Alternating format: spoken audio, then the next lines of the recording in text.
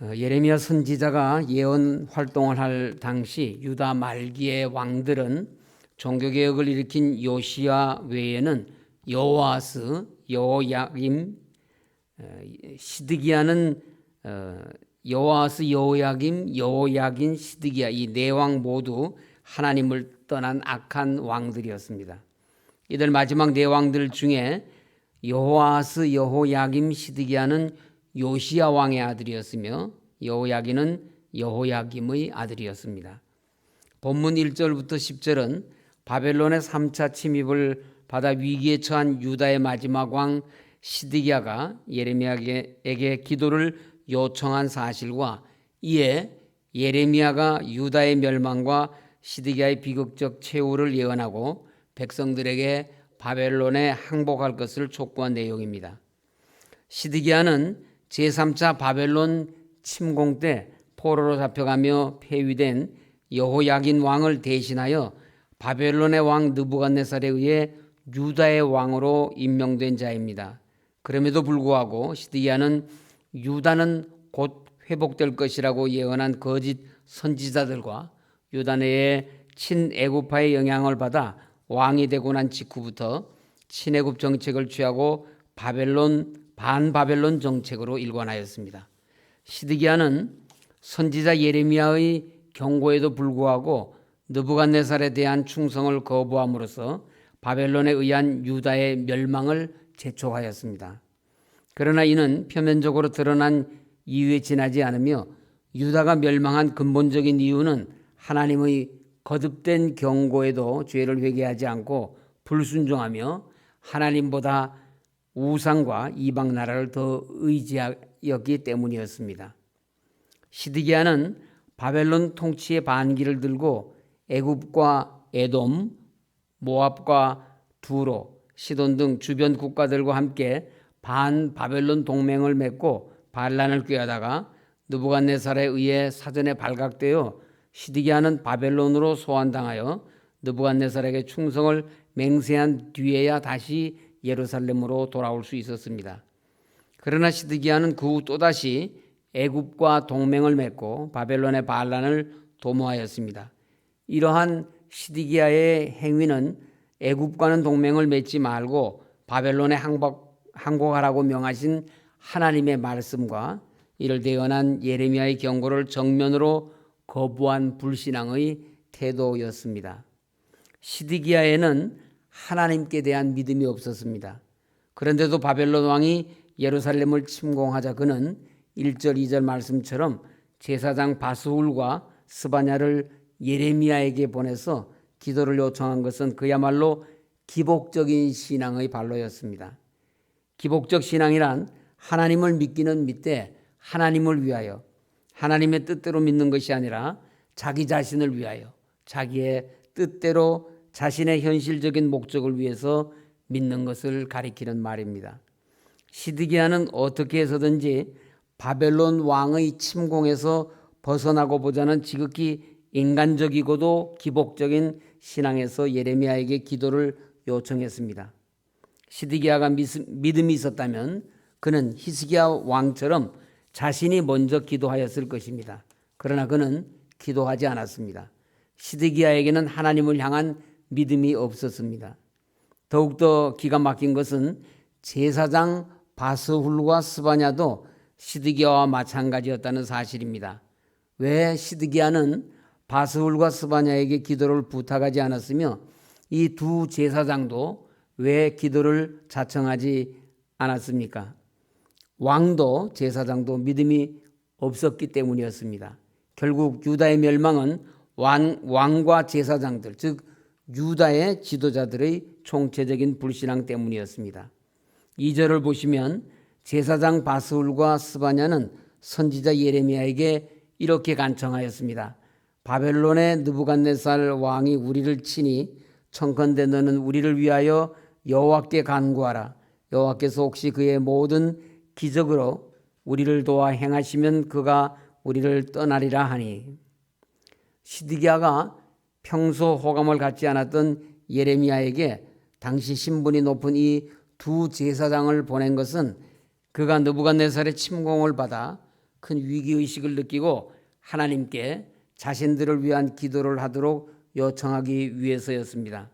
그러나 예레미야는 왕과 제사장들의 기도 요청을 이런 지하에 거절합니다.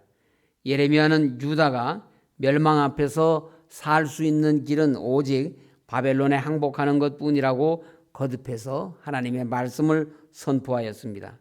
8절입니다. 여호와께서 말씀하시기를 보라 내가 너희 앞에 생명의 길과 사망의 길을 두었노라. 너는 이 백성에게 전하라 하셨느니라. 여기서 말씀한 생명의 길이란 바벨론에 항복하는 것이요 사망의 길이란 이 같은 하나님의 말씀을 거역하는 것이었습니다. 그 다음 말씀 9절입니다. 이 성읍에 사는 자는 칼과 기근과 전염병에 죽으려니와 너희를 애워싼 갈대아인에게 나가서 항복하는 자는 살 것이나 그의 목숨은 전리품같이 되리라. 이러한 본절의 말씀 가운데 우리가 주목해야 할 것이 있습니다. 그것은 하나님께서 생명의 길을 주시되 그 방법으로 갈대아인 즉 예루살렘을 포위한 바벨론 군대에게 항복할 것을 제시하셨다는 것입니다. 유다 사람들의 입장에서는 이 방법은 절대 안전한 일이 아니라고 생각되었을 것입니다.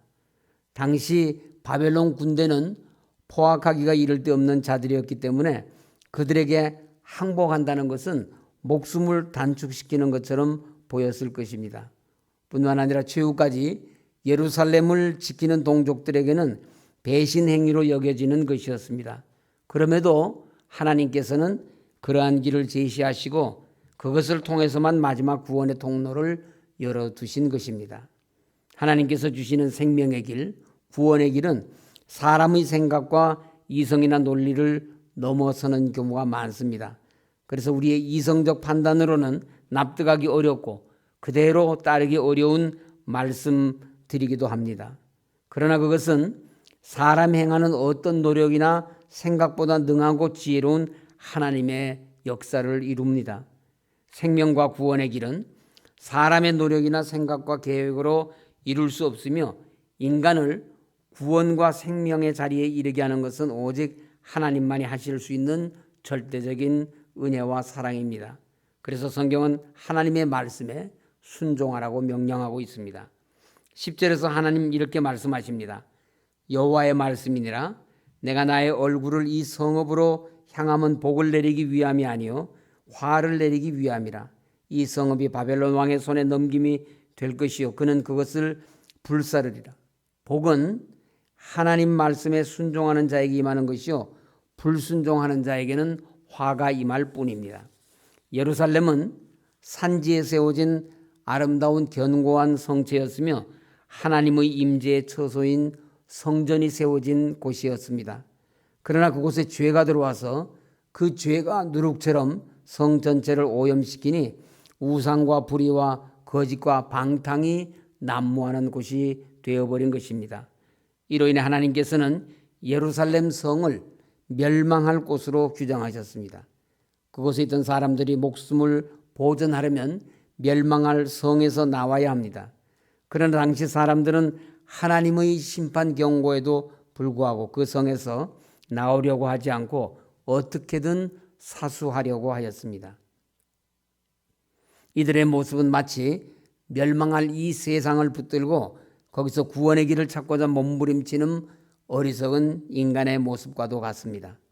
오늘날에도 하나님께서는 멸망할 이 세상 가운데 생명의 길을 주시고 구원의 길로 나아올 것을 권고하십니다. 그러나 많은 사람들이 당시 예루살렘 백성들처럼 멸망할 세상을 떠나 생명과 구원의 하나님께로 나오려고 하지 않다가 영원한 멸망을 당합니다. 하나님의 백성은 이 세상에 매여 살지 않으며 죄에서 떠난 거룩한 삶을 살아야 하는 성도입니다. 그러므로 우리 모두 멸망의 길 세상으로 가지 마시고 우리의 본향 천성을 향하여 날마다 거룩한 길을 가시기를 바랍니다. 이어서 11절부터 14절은 유다 왕가를 향하여 공평과 정의를 행할 것을 권하고 이를 듣지 않을 경우 하나님께서 유다 왕가와 예루살렘을 멸하실 것을 경고한 예언입니다. 11절과 12절은 유다 왕들에 대한 경고의 말씀입니다. 유다의 왕들은 다윗의 왕위를 영원히 하라는 하나님의 언약을 받은 다윗 왕이 계승자라는 자부심만 가지고 있었지, 그들에게는 다윗 왕과 같은 순수하고도 뜨거운 믿음과 하나님께 대한 순종과 헌신이 없었습니다. 그들에게는 다윗의 경건과 하나님의 공의를 이루고자 하는 불타는 열망이 없었습니다. 하나님께서는 유다 왕들을 향해 12절에서 이렇게 말씀하십니다. 다윗의 집이여, 너는 아침마다 정의롭게 판결하여 탈취당한 자를 압박자의 손에서 건지라. 하나님께서는 유다 왕들을 세우신 가장 근본적인 목적은 하나님을 대신하여 하나님의 공의와 정의를 시행하는 것이었습니다. 그러므로 불의한 재판은 하나님께서 가증하게 여기심으로 그것은 왕의 존재의 의의를 상실하게 하는 것이었습니다. 하나님께서는 유다 왕들에게 정의롭게 판결하여 탈취당한 자를 압박자의 손에서 건질 것을 명하시면서 그리하지 아니하면 너희의 악행 때문에 내 분노가 불같이 일어나서 사르리니 능히 끌 자가 없으리라고 경고하셨습니다. 그럼에도 불구하고 유다의 왕들은 힘없고 가난한 백성들을 탈취하는 압박자로 군림하다가 결국 시드기야 왕에 이르러 유다의 왕위를 완전히 잃어버리고 말았습니다. 말씀 마치겠습니다. 우리에게 가장 강한 요새와 방패는 하나님이십니다. 그리고 오늘 말씀에서처럼 하나님께서는 우리가 가장 두려워할 용사이시고 대적이십니다. 우리가 하나님 편에 있으면 하나님께서는 우리의 구원과 능력이 되시지만 하나님께 대적하는 자는 그 어디에 있든지 안전할 수 없습니다.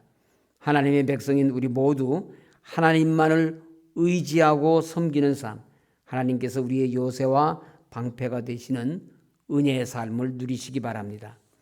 본문 마지막 14절에서 내가 너희 행위대로 너희를 벌할 것이여라고 하신 하나님의 말씀을 전하는 예레미야의 경고를 무시함으로써 왕과 온 백성과 나라가 멸망한 유다를 생각하면서 나라와 민족을 위해서 더욱 힘써 기도하시는 우리 모두가 되시기를 주님의 이름으로 간절히 소원합니다. 이제 다 같이 2020 사명자 대회 공동기도문으로 함께 기도하시겠습니다. 전지전능 무소부재하신 성삼위 하나님, 첫째, 비정상적 비대면 시대를 초래한 코로나19 사태가 종식되게 하시고 고람되어 신앙과 예배가 온전히 회복되게 하옵소서.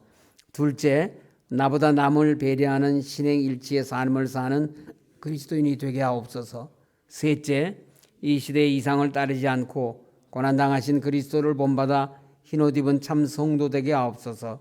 넷째, 하나님의 능력으로 가정 일터가 회복되게 하시고 불신자와 소외된 이웃을 인도하는 나침반의 사명을 감당하는 서울교회. 다섯째, 자유민주주의 국가로 복음화된 통일조국 이루어 세계 복음화의 모퉁이 돌이 되는 대한민국이 되게 하옵소서. 여섯째, 하나님의 목회를 감당할 담임 목회자를 보내주시어 목자 이런 양들과 이 세대를 이끌어가게 하옵소서. 주 예수 그리스도의 이름으로 기도합니다. 아멘. 오늘은 첫 번째 기도 제목을 가지고 다시 한번 기도하겠습니다. 그리고 우리 교회의 온전한 회복을 위해서, 사명자 대회를 위해서, 나라와 민족을 위해서, 코로나19의 종식을 위해서, 복음화된 통일조국을 위해서, 그리고 원로 목사님을 비롯한 우리 환우들의 건강의 회복을 위해서, 또 유학생, 군복무자, 입시생, 취업을 준비하는 분들, 배우자를 위해 기도하는 분들, 이 모든 분들을 위해서 다 같이 기도하시겠습니다. 하나님 아버지 감사합니다. 오늘도 저희들을 하나님께서 부르셔서 하나님 앞에 나와 간구할 수 있는 놀라우신 은혜를 주심을 감사드립니다. 하나님, 유다 백성들이 하나님의 말씀에 순종하지 아니하므로 저들이 참으로 처참한 지경에 빠지게 된 것을 저희들이 돌아보게 하시고 항상 하나님께서 우리를 향하여 명하시는 말씀에 순종함으로 하나님 거룩하신 뜻을 이루어드리는 저희 모두가 될 수 있도록 하나님 역사하여 주시옵소서. 하나님 아버지, 코로나19 사태가 속히 종식되게 하시어서 우리 모든 성도들이 하나님 앞에서 올바른 신앙과 예배 감당할 수 있도록 온전한 회복을 우리 하나님께서 허락하여 주시옵소서. 하나님 아버지, 주님 몸 되신 교회가 온전하게 회복이 되어서 하나님의 영광만 드러내는 교회가 되게 하시고 참으로 하나님 앞에서 바르고 깨끗한 믿음으로 주님을 향하여 달려나가는 저희 모두가 될 수 있도록 하나님 인도하여 주시옵소서. 교회를 회복하고 또 새롭게 하기 위하여 모든 성도들이 기도하며 헌신하는 그 마음을 하나님께서 기억하여 주시고 새 힘을 더하여 주시옵소서. 하나님 아버지, 우리 교회의 모든 어린이들 또 젊은이들 특별히 기억하여 주시옵시고 저들의 믿음의 길을 잘 이어나갈 수 있도록 하나님께서 역사하여 주시옵소서. 하나님, 나라와 민족을 위해서 기도합니다. 분열되어 있는 우리 국민들의 마음을 주님께서 하나 되게 하시어서 이 나라를 통하여서 하나님의 영광 드러낼 수 있게 하시고 복음화된 통일조국 이루어져서 세계를 향하여 복음을 들고 나아가는 세계 복음화의 모퉁이 돌이 되는 우리 대한민국 될 수 있도록 하나님께서 역사하여 주시옵소서. 원로 목사님 강건하게 하시고 하나님께서 역사하여 주시어서 하나님 맡겨주신 사명 온전히 다 감당하실 수 있도록 주께서 함께하여 주시옵소서. 많은 환우들이 계십니다. 하나님 친히 찾아가 주시어서 저들의 환부를 만져주시고 치료하여 주시어서 하나님의 은혜로 건강을 회복할 수 있도록 하나님 인도하여 주시옵소서. 유학 중인 우리의 자녀들 또 복무 중인 자녀들 입시를 위해서 준비하고 있는 우리의 자녀들 오늘도 하나님께서 눈동자와 같이 지켜주시고 저들의 모든 기도를 들으시고 응답하여 주시옵소서. 취업을 위해 준비하고 기도하는 분들에게 마음껏 일할 수 있는 일터를 허락하여 주옵시고 또 배우자를 위해서 기도하시는 분들에게 믿음의 배우자를 만날 수 있도록 주님께서 함께하여 주시옵소서. 오늘도 주님께서 저희들과 함께하여 주실 줄을 믿습니다. 예수님 이름으로 기도드립니다. 아멘. 하늘에 계신 우리 아버지, 아버지의 이름을 거룩하게 하시며 아버지의 나라가 오게 하시며 아버지의 뜻이 하늘에서와 같이 땅에서도 이루어지게 하소서. 오늘 우리에게 일용할 양식을 주시고 우리가 우리에게 잘못한 사람을 용서하여 준 것 같이 우리 죄를 용서하여 주시고 우리를 시험에 빠지지 않게 하시고 악에서 구하소서. 나라와 권능과 영광이 영원히 아버지의 것입니다. 아멘.